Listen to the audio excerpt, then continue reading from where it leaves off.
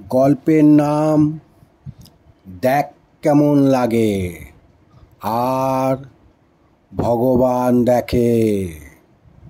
লেখক অরুণ চক্রবর্তী, শ্রুতিনাট্যে অরুণ চক্রবর্তী, কারিগরিতে অমর্ত্য ঘোষ। গল্পের নাম দেখ কেমন লাগে আর ভগবান দেখে। কোনো এক সাধারণ বিপ্র পরিবারের জন্ম পাওয়ার সাথে সাথে দুর্যোগ অশান্তির মধ্যে দিয়ে বহু কষ্ট করে জীবনের প্রাণটুকু ভগবানের আশীর্বাদে বেঁচে যায়। তার পরিবার সাথ থেকেই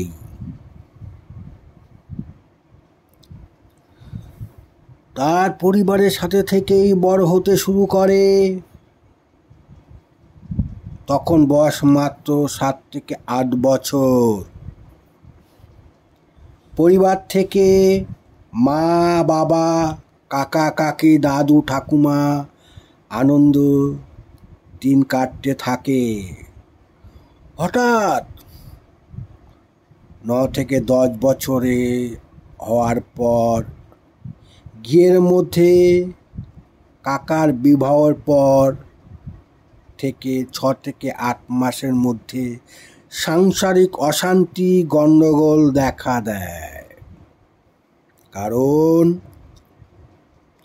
ওই সন্তানের বাবাটি ছিল কুঁড়ে, কিন্তু সত্যবাদী।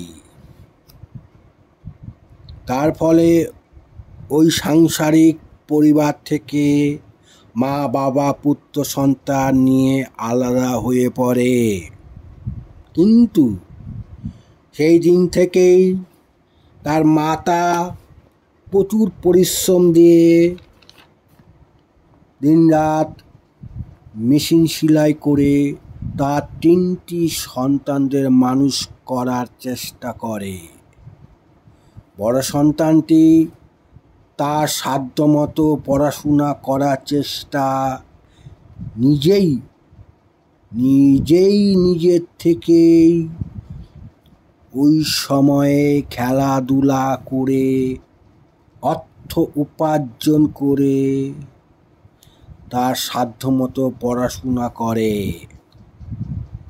এবং সাংসারিক বহু দুঃখে কষ্টে সহিত মুখোমুখি হয়ে সংগ্রাম করে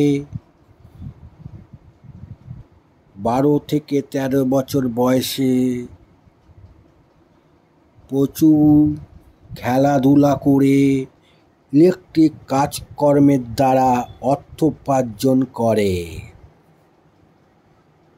পড়াশোনা করে গিয়ে মাঝের মধ্যে রান্না বান্না করতে হতো, কারণ মাঝে মধ্যে সাংসারিক অর্থ কষ্টে তার মা মাঝে মধ্যেই তার বাপের বাড়ি চলে যেত তার ছোট্ট সন্তানকে নিয়ে। বাপের বাড়িতে তার থাকা খাওয়া দাওয়া কোনো অসুবিধা ছিল না। সেখানে 2 মাস 3 মাস থাকার পর আবার পুনরায় ফিরে আসতো, কিন্তু অর্থ নিয়ে, যেন তার 3 সন্তানটি ভালো থাকে এই মনোভাব মাঝে মধ্যে বাপের বাড়ি চলে যেতেন। আর এখানেই তার বাবা সহিত হাত পুড়িয়ে রান্না করে খেত, কিন্তু তার বাবার কাছ থেকে তার বড় সন্তানটি কোনো উপকার ও ভালো জামা কাপড় পয়সা পেত না। অবহেলায় সে তার মতন করে অর্থ উপার্জন করে নিজের মানসিকতা তৈরি করে সাংসারিক জ্ঞান, পরিবারের কূটনৈতিক অভিজ্ঞতা অর্জন করে দুঃখে কষ্টের মধ্যে দিয়ে যখন 14 থেকে 15 বছর বয়স হয়, তখনই মাধ্যমিক পরীক্ষা পাশ করবার জন্য তার নিকট কাকার বাড়ি গিয়ে পড়াশোনা এবং হাতে কর্মশিক্ষা লাভ করার চেষ্টা করে। কিন্তু দুর্ভাগ্য, হতাশা ভালো মনের মানব জাতির কাছে এসে বারবার আঘাত করে এবং কষ্ট যাতনা দেয়, কিন্তু সেই কষ্ট যাতনা সহ্য করেও তার মনোবল নষ্ট করতে পারে না।